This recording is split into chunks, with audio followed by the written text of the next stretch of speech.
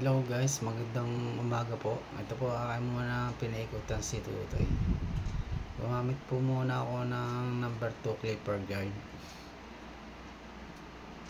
Aking binawas-bawasan muna. Sobra pong kapal po ng tabian. Kaya gumamit po na muna ako ng number 2 clipper guard. Bawas-bawas muna bago ko po siya linyan. Aking muna binawas-bawasan po muna. Sobrang kapal po ng buhok ni Tutoy. Hanggang doon sa likod.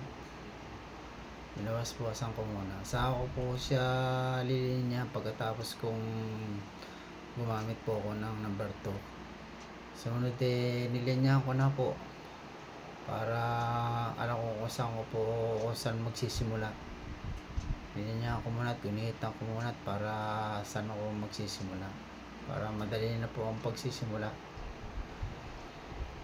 Sumunod gumamit po ako ng one guard at aking inalayan po ang pagbubura. Dan alalay lang po ang pagbubura, step by step po ang paggugupit ko.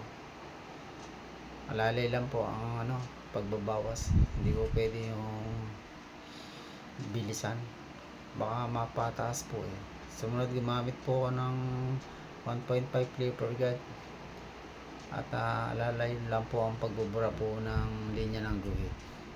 Gandun po sa likod po ng batok. Malalay lang din po. Baka po makukwab. Sumunod gumamit na po ako ng zero close at aking binubura-bura na po. Dahan-dahan po ang pagbubura. Hindi ko pwedeng biglain. Baka mamaya umuklab. Ilalim ang umuklab po yan. Kailangan po alalay lang po ang pagbubura po ng linya ng guhit. Ganda sa batok po.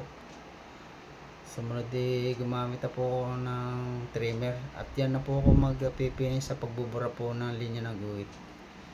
Sumunod binasabasa ko na ako at para pag ginupit ko hindi naman ako magtatalsikan po sa ating katawan. Binawasan ko po na yung mga sobra-sobra po sa ibabaw po ng tenga. Hanggang doon sa likod po, alalay lang din po ang pagbabawas. Yan, pininahan ko po yung kanyang gilid.